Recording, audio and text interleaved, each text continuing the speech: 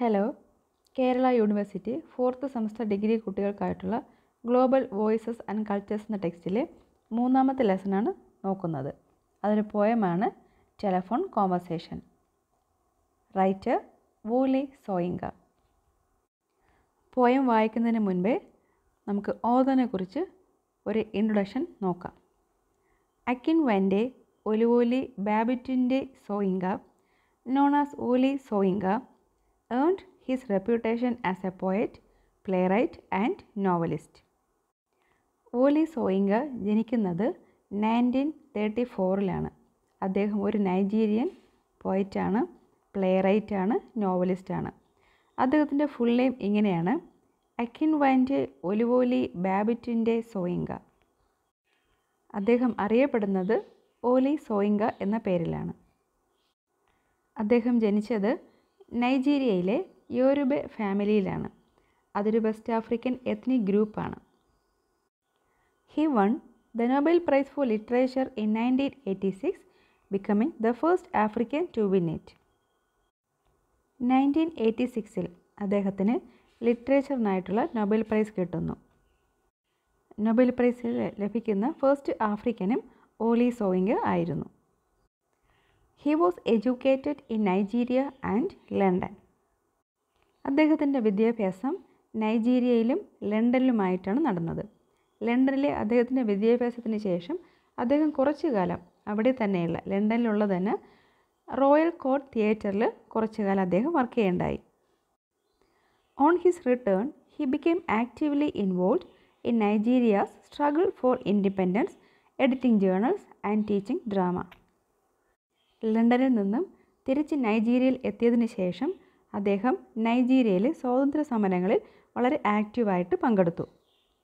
അതിനുവേണ്ടി അദ്ദേഹം ജേർണൽസും ഡ്രാമയും ടൂൾസായിട്ട് ഉപയോഗിച്ചിരുന്നു.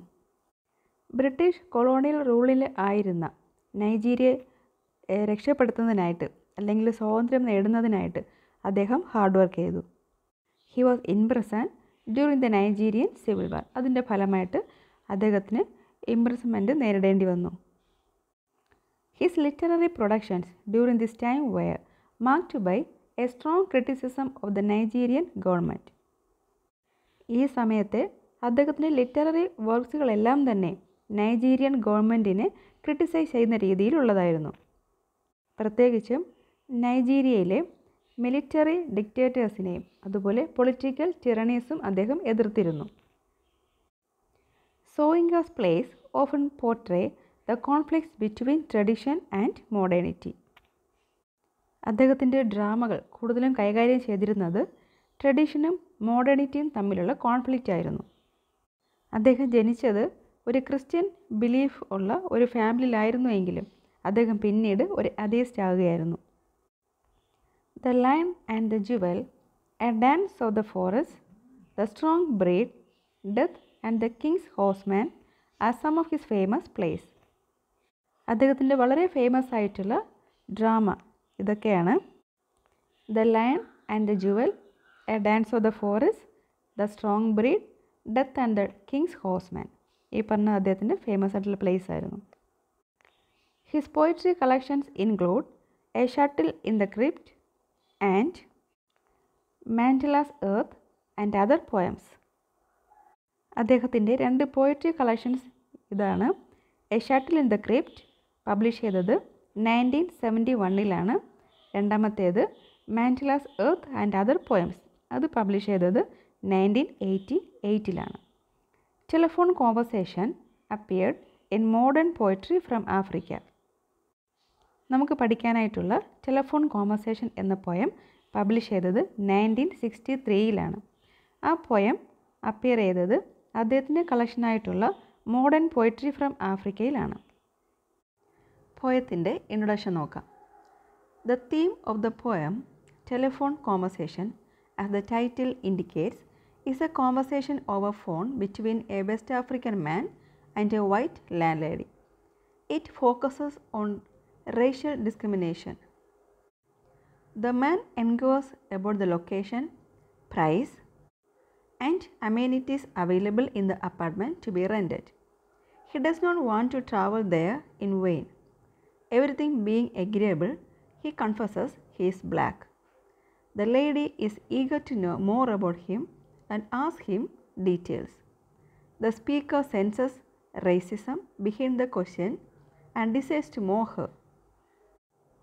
Embedded in humorous irony, he gives a detailed description of the color of the different parts of his body and hits the final nail in the last part of the poem with an invitation to see his bottom. Through the conversation, Soyinka proves how foolish it is to judge a person by the color of his skin. Title പറയുന്നത് പോലെ തന്നെ ഈ poem ഒരു കോൺവെർസേഷനാണ്, telephone വഴിയുള്ള ഒരു കോൺവെർസേഷനാണ്. ആ conversation എന്ന് പറയുന്നത് ഒരു വെസ്റ്റ് ആഫ്രിക്കൻ മനുഷ്യനും ഒരു വൈറ്റ് ലാൻഡ് ലേഡിയും തമ്മിലുള്ളതാണ്. ഈ പോയത്തിൻ്റെ മെയിൻ തീം എന്ന് പറയുന്നത് റേഷ്യൽ ഡിസ്ക്രിമിനേഷൻ, അതായത് ഒരു മനുഷ്യൻ്റെ റേസിൻ്റെ പേരിൽ അവൻ ഉൾപ്പെടുന്ന ആ ഒരു ഗ്രൂപ്പിൻ്റെ ആ ഒരു വർഗത്തിൻ്റെ പേരിൽ അവനെ മാറ്റി നിർത്തുന്ന ഒരു വേർതിരിവ്, അതാണ് ഈ പോയത്തിൻ്റെ തീം എന്ന് പറയുന്നത്. ഈ പോയത്തിൻ്റെ ബാക്ക്ഗ്രൗണ്ട് അല്ലെങ്കിൽ സെറ്റിംഗ് എന്ന് പറയുന്നത് ഇങ്ങനെയാണ്.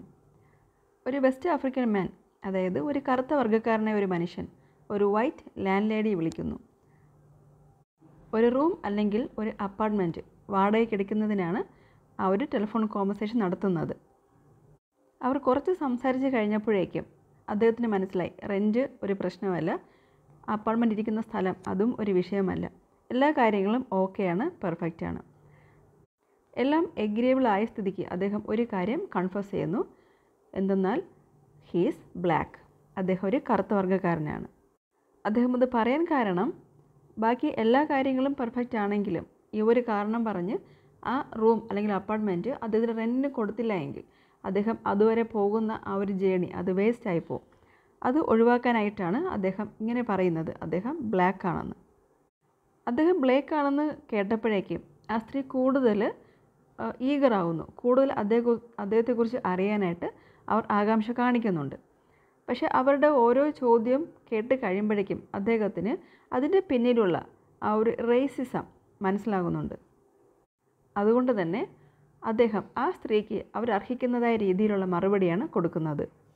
പോയം വായിച്ച് വരുമ്പോൾ നമുക്ക് മനസ്സിലാകാം അദ്ദേഹത്തിൻ്റെ ബോഡി പാർട്സിലെ ഓരോ ഭാഗത്തെക്കുറിച്ചും ഓരോ ഭാഗത്തെയും കളറിനെ അദ്ദേഹം വ്യക്തമായിട്ട് വിവരിക്കുന്നുണ്ട്. ഒടുവിൽ ഏറ്റവും അവസാനമായിട്ട് അദ്ദേഹം ആ ലേഡിയെ ഇൻവൈറ്റ് ചെയ്യുന്നു. തൻ്റെ ബോട്ടം അത് നല്ല ബ്ലാക്ക് കളറാണ്, ആ ബോട്ടം കാണുന്നതിനായിട്ട് ആ ലേഡിയെ ഇൻവൈറ്റ് ചെയ്യുന്നു. ഈ ഒരു പോയത്തിലൂടെ സോയിങ്ക ഇവിടെ പറയാൻ ശ്രമിക്കുന്നത് ഒരു മനുഷ്യൻ്റെ സ്കിൻ കളർ നോക്കിയിട്ട് അദ്ദേഹത്തെ വിലയിരുത്തുന്നത്, അദ്ദേഹത്തെ ജഡ്ജ് ചെയ്യുന്നത് എത്രത്തോളം ഫോളിഷാണ് എന്നുള്ളതാണ്. ഇനി നമുക്ക് പോയത്തിലേക്ക് കടക്കാം. Telephone conversation by Wole Soyinka. ഈ പോയം എഴുതിയത് 1963 The price seemed reasonable, location indifferent. The landlady saw she lived off premises. Nothing remained but self-confession. Madam, I hate a wasted journey. I am African. ഈ വായിച്ച 4 സെൻറ്റൻസുകളും എൻജാംഡ് സെൻറ്റൻസുകളാണ്. അതായത് ഒരു sentence ഒരു ലൈനിൽ അവസാനിക്കുന്നില്ല, അത് അടുത്ത സെൻറ്റൻസിലേക്ക് അത് പാസ് ചെയ്ത് പോകുന്നു. രണ്ടാമത്തെ സെൻറ്റൻസും അതുപോലെ തന്നെയാണ്, അത് രണ്ടാമത്തെ ലൈനിൽ നിൽക്കുന്നില്ല, അത് മൂന്നാമത്തെ ലൈനിലേക്ക് പാസ് ചെയ്ത് പോകുന്നു. ഈ രീതിയിൽ പാസ് ചെയ്ത സെൻറ്റൻസുകൾ അടുത്ത ലൈനിലേക്ക് പോകുന്ന രീതിക്കാണ് എൻജാംമെൻ്റ് അല്ലെങ്കിൽ എൻജാംഡ് സെൻറ്റൻസ് എന്ന് പറയുന്നത്. ഇതിലെ ഫസ്റ്റ് 4 സെൻറ്റൻസുകളും എൻജാംഡ് സെൻറ്റൻസുകളാണ്. ഇത് പോയത്തിന് ഒരു കണ്ടിന്യൂസ് ഫ്ലോ കിട്ടാൻ ഉപയോഗിക്കുന്ന ഒരു പോയറ്റിക് ടെക്നിക്കാണ്. ഇനി ഇതിൻ്റെ മീനിങ് എന്താണെന്ന് നോക്കാം. ദ പ്രൈസ് സീംഡ് റീസണബിൾ, അതായത് ഒരു അപ്പാർട്ട്മെൻറ്റ് അല്ലെങ്കിൽ റൂം ബുക്ക് ചെയ്യാനായിട്ട് റെൻറ്റിനെടുക്കാനായിട്ട് ഒരു വൈറ്റ് ലാൻഡ് ലേഡിയെ ഒരു വെസ്റ്റ് ആഫ്രിക്കൻ മാൻ വിളിച്ച് ടെലിഫോൺ വഴി വിളിച്ച് സംസാരിക്കുന്നതാണ് സെറ്റിംഗ് എന്ന് പറയുന്നത്. അവർ സംസാരിച്ച് കഴിഞ്ഞപ്പോഴേക്കും അദ്ദേഹത്തിന് മനസ്സിലായ കാര്യം ഇതാണ്, ദ പ്രൈസ് സീംഡ് റീസണബിൾ. ആ ലേഡി പറയുന്ന റെൻറ്റ് അത് റീസണബിൾ ആണ്, അദ്ദേഹത്തിന് കൊടുക്കാൻ കഴിയുന്നതാണ്, അതിൽ വലിയ തർക്കമില്ല. ലൊക്കേഷൻ ഇൻഡിഫറൻറ്റ്, അതായത് അദ്ദേഹത്തിന് പ്രത്യേകിച്ചൊരു ഇൻട്രസ്റ്റ് ലൊക്കേഷനകത്ത് ഇല്ല, എവിടെയാണെങ്കിലും അദ്ദേഹം ഓക്കെയാണ്. ഇൻഡിഫറൻറ്റ് എന്നുള്ളതിന് നെയ്തർ ഗുഡ് ഓർ ബാഡ് എന്നും ഒരു മീനിങ് എടുക്കാവുന്നതാണ്. എന്താണെങ്കിലും ലൊക്കേഷനും അദ്ദേഹത്തിന് ഓക്കെയാണ്. The land lady so she lived of premises.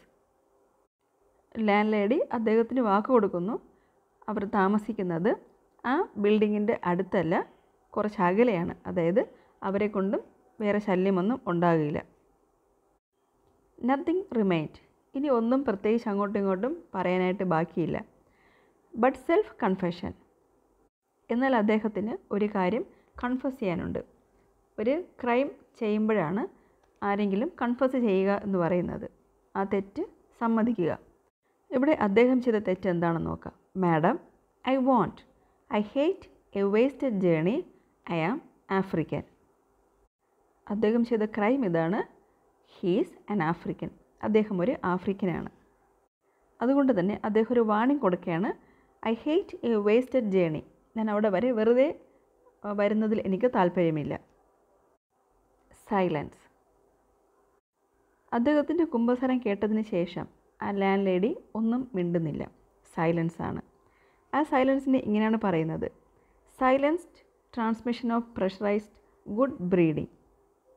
ആ സൈലൻസ് എന്ന് പറയുന്നത് ഒരു ഗുഡ് ബ്രീഡിങ്ങിൻ്റെ നല്ല രീതിയിൽ അല്ലെങ്കിൽ വളരെ സംസ്കാരത്തിൽ സോഫിസ്റ്റിക്കേറ്റായിട്ട് വളർന്നതിൻ്റെ ഒരു സിമ്പിൾ ആയിട്ട് ആ ഒരു സൈലൻസിനെ പറയുന്നു. അതും ഏത് കണ്ടീഷനിലാണ്? പ്രഷറൈസ്ഡ്, വളരെ ആർട്ടിഫിഷ്യലായ രീതിയിലുള്ള ഒരു ഗുഡ് ബ്രീഡിങ്. അദ്ദേഹം ആ ലേഡിയുടെ സൈലൻസിനെ കളിയാക്കുന്നതാണ്. Voice when it came, lipstick coated, long gold rolled cigarette holder pipped. ആ സൈലൻസിന് ശേഷം പിന്നെ വോയിസ് വരുന്നു. ആ സ്ത്രീ സംസാരിക്കുന്നു. എന്നാൽ ഇത്തവണ അവർ സംസാരിക്കുന്ന സമയത്ത് അതുവരെ കേട്ട ഒരു വോയിസ് ആയിരുന്നില്ല. അതിൽ നിന്നും കുറച്ച് വ്യത്യാസമുണ്ട്. ഇപ്പോൾ അദ്ദേഹത്തിന് ഫീൽ ചെയ്യുന്നത്, ആ വോയിസ് വന്നപ്പോൾ അദ്ദേഹത്തിന് ഫീൽ ചെയ്തത് ഇങ്ങനെയാണ്. Lipstick coated. അതുവരെയും അദ്ദേഹത്തിന് അങ്ങനെ തോന്നിയിരുന്നില്ല. Long gold rolled cigarette holder pipped. ചുണ്ടിൽ വളരെ വിലപിടിപ്പുള്ള ഒരു സിഗരറ്റ് ഹോൾഡർ വെച്ചുകൊണ്ട് ലിപ്സ്റ്റിക്ക് കോട്ട് ചെയ്തിട്ട് സംസാരിക്കുന്ന രീതിയിലുള്ള ഒരു വോയിസ്. ആ ശബ്ദം കേട്ടപ്പോഴേക്കും അദ്ദേഹത്തിന് ഒരു കാര്യം മനസ്സിലായി. Caught I was foully. വളരെ മോശമായ രീതിയിൽ തന്നെയാണ് അതിന് സംസാരം വരാൻ പോകുന്നത്. അല്ലെങ്കിൽ താൻ പിടിക്കപ്പെട്ടിരിക്കുന്നു വളരെ മോശമായ രീതിയിൽ. ലാൻഡ് ലേഡി പറയുന്ന കാര്യങ്ങൾ, അതായത് വളരെ ഗാംഭീര്യത്തോടെ ഇനി അവർ പറയുന്ന കാര്യങ്ങൾ ക്യാപിറ്റൽ ലെറ്റർ ഉപയോഗിച്ച് എഴുതിയിരിക്കുന്നു. അവരിതാണ് പറയുന്നത്. How dark? I had not misheard. Are you light or very dark? Lady ചോദിച്ച ആ ക്വസ്റ്റ്യൻ ഇതായിരുന്നു. How dark? ഒരു ആഫ്രിക്കൻ എന്ന് പറഞ്ഞപ്പോഴേക്കും അടുത്ത ക്വസ്റ്റ്യൻ ഇതാണ്. എത്രത്തോളം നിങ്ങൾ ഇരുണ്ടതാണ്? How dark? അത്രയും കേട്ടപ്പോഴേക്കും ഈ മനുഷ്യന് താൻ എന്താണ് കേട്ടത് ശരിക്കും അതുതന്നെയായിരുന്നു എന്നുള്ളതൊരു ഒരു നിമിഷത്തേക്ക് ഒരു സംശയം പോലെ തോന്നി. I had not misheard. ഞാനത് തെറ്റായി കേട്ടതല്ലല്ലോ. Are you light or very dark? Question വീണ്ടും കണ്ടിന്യൂ ചെയ്യാണ്. നിങ്ങൾ ലൈറ്റാണോ അതോ നല്ലതുപോലെ ഡാർക്കാണോ? Button B, button A. ടെലിഫോണിലെ 2 ബട്ടൺസാണ് ബട്ടൺ എ, ബട്ടൺ ബി. ഒന്നുകിൽ ആ ഒരു കോൺവെർസേഷൻ കണ്ടിന്യൂ ചെയ്യുക, അല്ലെങ്കിൽ നിർത്തുക, കട്ട് ചെയ്യുക. അപ്പോൾ ഇതിൽ ഏതാണ് സെലക്ട് ചെയ്യേണ്ടത്? ഇവർക്ക് മറുപടി കൊടുക്കണോ അതോ ഫോൺ കട്ട് ചെയ്യണോ? അദ്ദേഹം ഒരു നിമിഷം ഒന്ന് ആലോചിച്ചു. വളരെ അപ്രതീക്ഷിതമായ ആ ഒരു ചോദ്യം അദ്ദേഹത്തിൻ്റെ ആ ചിന്തകളെ തന്നെ ഒന്ന് മാറ്റിമറിച്ചു. അദ്ദേഹം വേറെ ഏതോ ഒരു ലോകത്ത് പോയതുപോലെ, അദ്ദേഹം ഒരു ഇമാജിനറി വേൾഡിൽ എത്തിയതുപോലെ അദ്ദേഹത്തിന് ഫീൽ ചെയ്തു. പെട്ടെന്നാണ് അദ്ദേഹത്തിന് മനസ്സിലായത്. Stench of rancid breath of public hide and speak.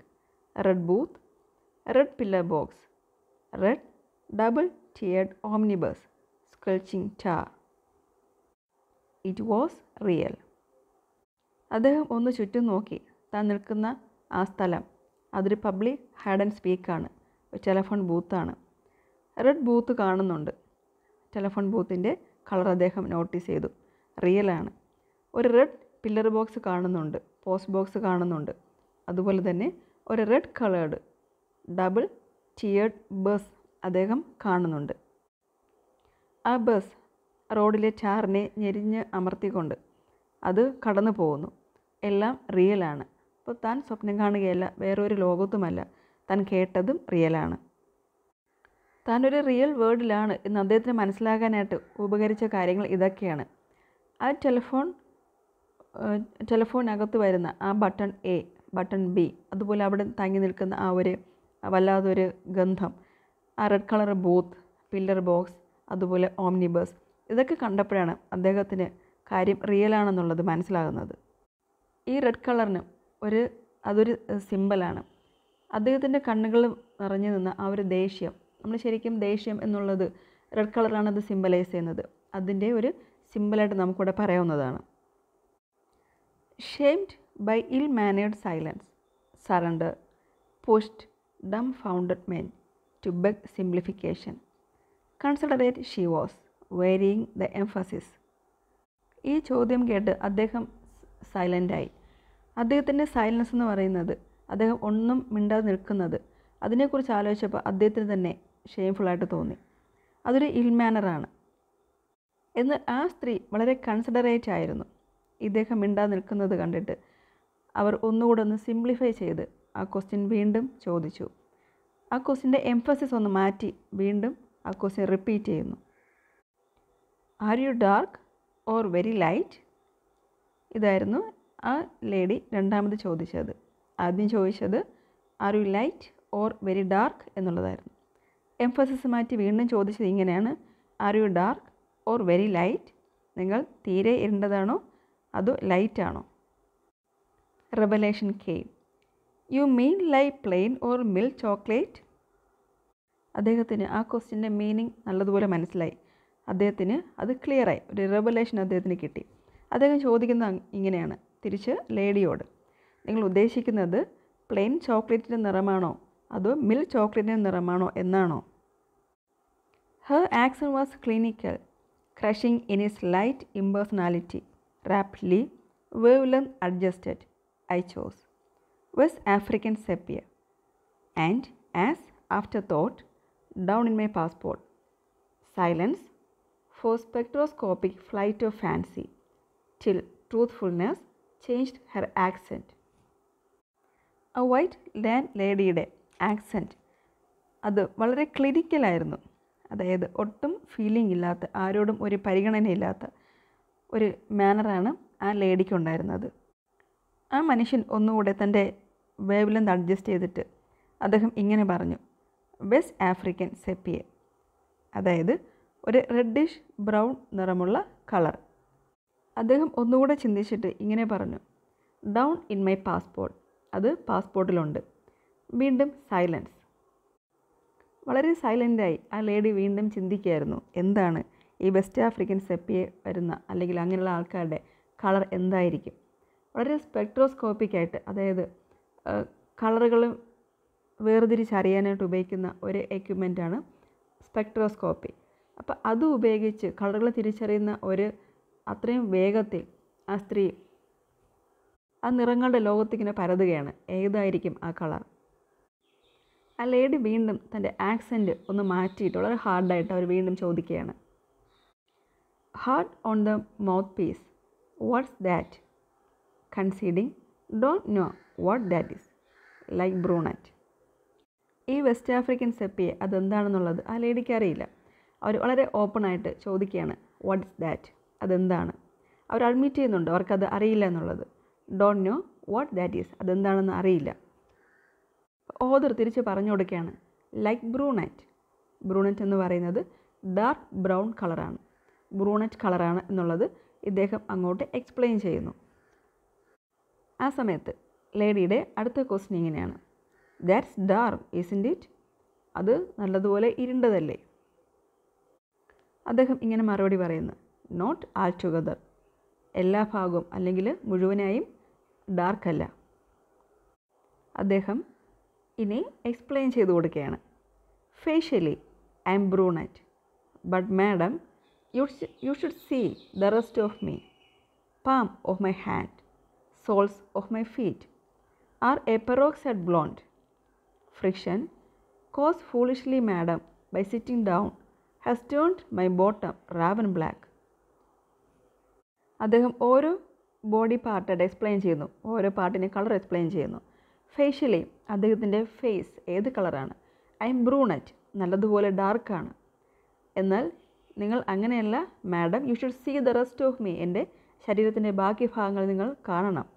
Palm of my hand, soles of my feet, എൻ്റെ കൈവെള്ള, അതുപോലെ കാലിൻ്റെ ഭാഗം, കാലിൻ്റെ ഉൾഭാഗം, ഇതൊക്കെ നിങ്ങൾ കാണണം.